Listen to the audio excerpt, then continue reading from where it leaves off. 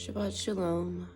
The Father just wants to, and He is the King, is sitting out a decree, and He's declaring that we operate and move in love and unity. And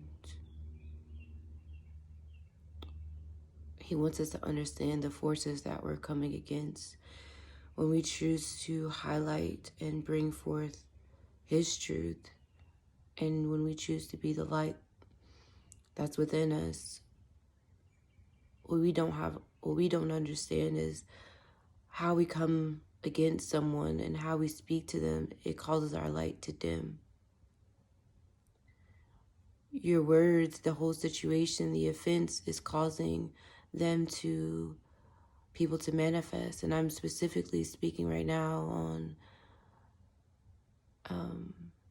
transgender and the homosexuality community. Even in the youth generation and the woke community, and what you have is a bunch of voices that's crying out, that's wanting to be accepted, that's wanting to be heard. They're desiring change. They just don't know how to articulate the change that they seek of. And when you get a overview, heaven's perspective, or oversight view of the situation, you realize that it's really just the enemy, and it's really the dark forces that when he speaks about in Ephesians 6, about the powers and the principalities and the rulers and authorities, that's really who we're coming against and we're wrestling with. But when we don't know who our enemy is, we can hurt or harm someone instead of someone reciprocating the love of the Father that He desires to use. Many of us don't know our place and just want to be heard and feel like we need to speak out, but you have no mercy in your tone or in your pitch or in your voice. And you need mercy to be able to win over the brokenhearted. You need compassion. The Lord has to fill you with understanding of where they're coming from. You can have all the logic and you can have all the reasoning in the world, but if you do not have love or don't know how to operate in love and how to receive love, you're going to miss salvation. You're going to miss that soul. You're going to miss out on exposing with the love of the Father. You're going to miss out on it. You're going to miss that mark. Some of us are called to be that merciful voice, and some of us are called to bring truth and love, real love, or patient, or is patient. It's kind. It's not boastful. It holds no record.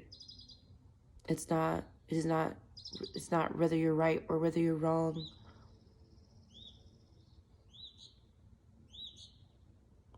The Lord just desires for us to have more compassion on those who are blinded, that say that they're woke, or say that they believe that who they are, their identity. The Lord knows what they're struggling with. The Lord knows them. And some of them, don't get me wrong, some of them are absolutely evil. The spirit, the entity, the demonic power that is operating in that person. But the only way that you're going to defeat that or conquer that being or power principality is if you operate in love.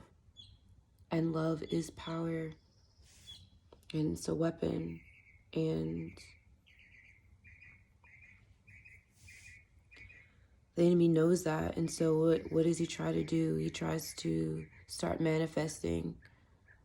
The person starts manifesting all of a sudden because they took offense, and they start twitching, and it's just full manifestation. But what you don't know, because we aren't equipped and we don't have eyes eyes to see as we claim that we do, and when you don't understand that person is manifesting, and that's when you need to operate in the love of the conqueror. You need to operate in love as a conqueror, and knowing that it's no longer about you, but it's about a life, it's about a soul, it's about destroying that thing that's operating in that person. That person is just a host, which you once were. Those who don't believe in Christ, and even now, doesn't matter how saved we are, we can still be used by the enemy and not even know it.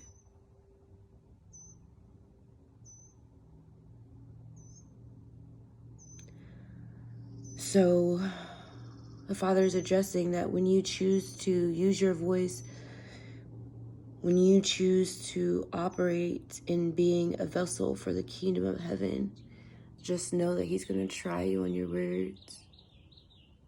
He's going to hold you accountable for your words. If your heart posture is not correct, if it's not aligned with the will of the Father, He's going to address it and He's going to hold you accountable. Many of us are building platforms, and the voice of the Father is not in them.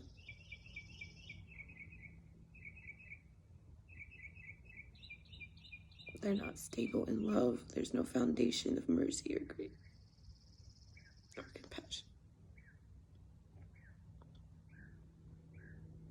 which He desires.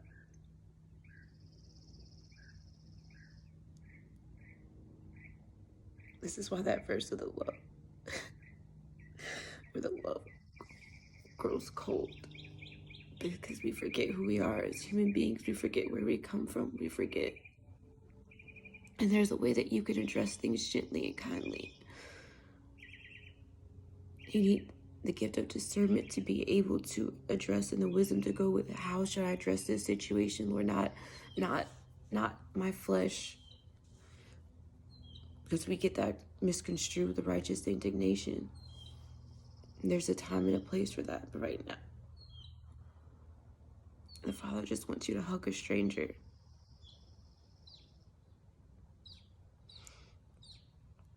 Right now, the Lord is moving, depending on your season, through you, is moving as a lamb,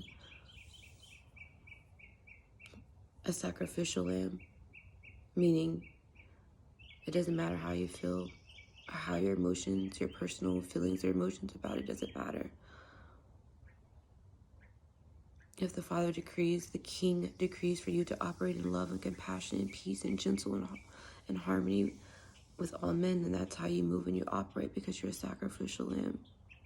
You're willing to lay your own feelings and emotions down the life for the King's will to be done to that person's life. This is how the Lord is desiring for many of us to address the issues at hand. We have to show them what true love is and what the rainbow represents through our actions and our words.